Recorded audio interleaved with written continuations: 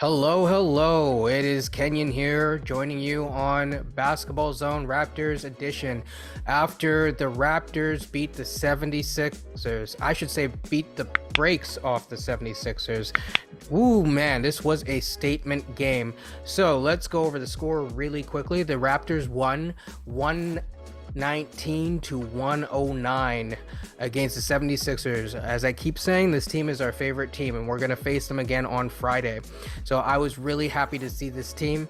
I was really happy to see this game, sorry.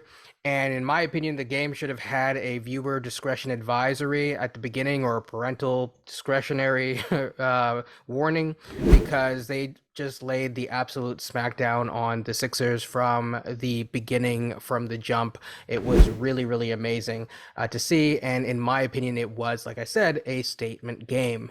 And the reason why I say that is that if any of you remember how the playoffs went, the playoffs was a little bit shaky and the 76ers ended up winning. We don't need to revisit it now, but I thought that the Raptors did show something in those playoffs that we're seeing play out now, which is positionless basketball. And I'll get into that in just a second.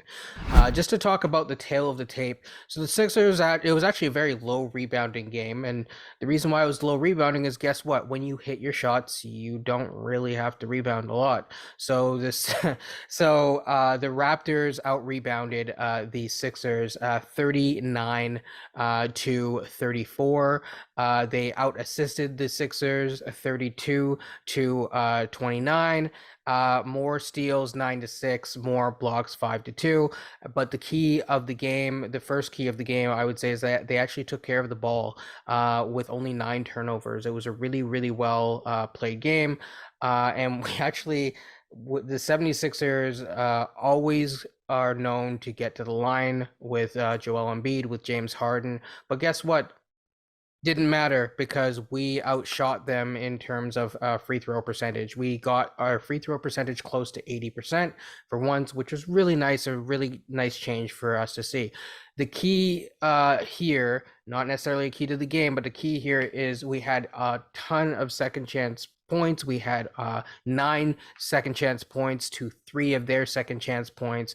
We had 29 fast break points, which is amazing. I believe we had over 25 the last game, but you'd have to check. I don't have it up in front of me. So 29 fast break points to 17. That is the game right there, honestly. And they came out firing on all cylinders. So when I look at the tail of the tape, when I look at the game, the Raptors came out with 35 points in the first quarter to 27, and from then on, they basically matched the Sixers blow for blow, and just kept them at bay. But it wasn't just them holding on for dear life; they really did have a lot of moments. I've mentioned this before. I'm not sure if I mentioned it here, but not all points are created equal. So you'll get certain times when there will be a three, or there will be a dunk, and like one 3-pointer is not always equal to another 3-pointer. One dunk is not always equal to another dunk. And so I really saw that. I want to give out a shout out to a couple things. Number one, Scottie Barnes made his return today, and that was really good to see. I thought that he might, and I'm glad that he was able to return. And the reason why is because he wasn't in a walking boot, which typically suggests, not to get into the weeds of it here, but typically suggests that if he's not in a walking boot right away, they're not worried about additional inflammation with sprains. They didn't really have a lot of reporting on that injury there, but it was a good sign. One of the things that I want to shout out is Samson Folk. Samson Folk mentioned how Scottie will be in the post at times, and he will use his hips and use the strength in his legs to move guys. What I noticed this time is it wasn't just when he stands stills, or he's in a standstill, but also there was a play near the end of the game where he got, I believe, a pass from Siakam, and I'm going to get into Siakam in a second.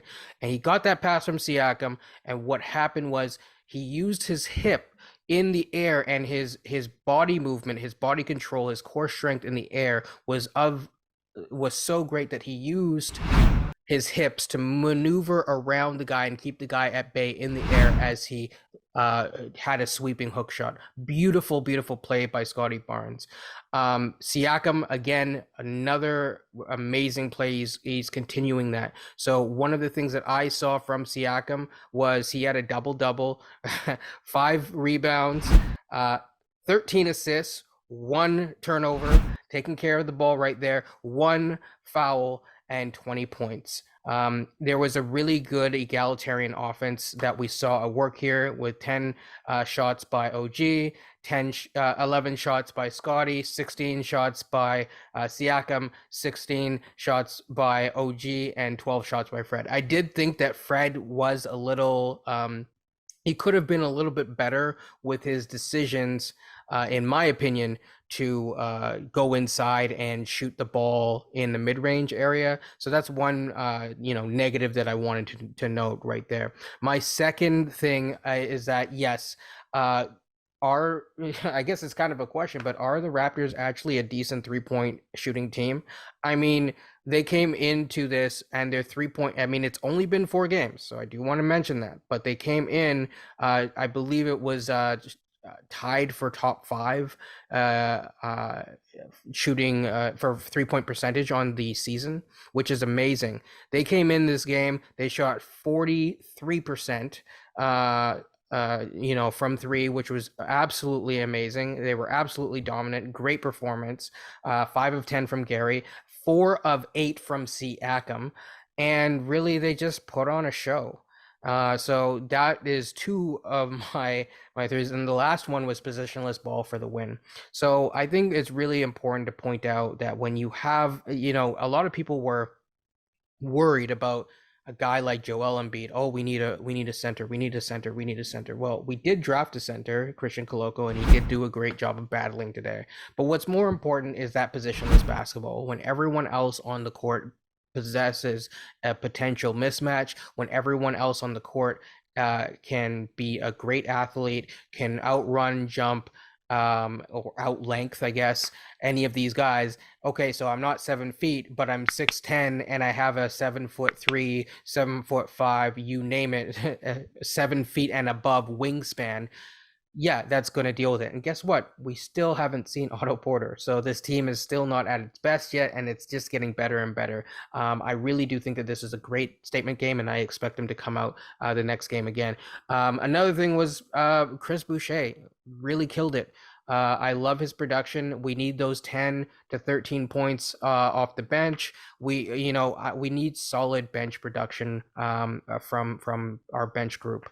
We're going to see the bench get kind of tightened up in terms of the rotation as the season gets on, and as certain guys like Otto Porter get back. And so I love the fact that he was able to provide that length and that versatility. I call Chris kind of a chaos engine of sorts. So I thought it was a really good game. I really enjoyed it. Again, great team effort. Great game by everyone. I really don't have very many negative things to say. It was a complete statement win, and I just felt in my heart that if the Raptors got out and really kept pace in the first half, which they dictated the pace, but if they kept pace in the first half, that they were going to beat Philly. One last thing. Philly did not even have the bench points that the Raptors had. So it was 26-18. Sorry, for the Raptors bench, which was really, really great to see. So great win, really happy. And honestly, again, what I think the beautiful thing is you're going to see a lot of these highlights where the Raptors use their length, their strength, their physicality to really stymie those passing lanes, as always, get out in transition and do a lot of things. So yeah, great win. Have a great day and peace. That's it.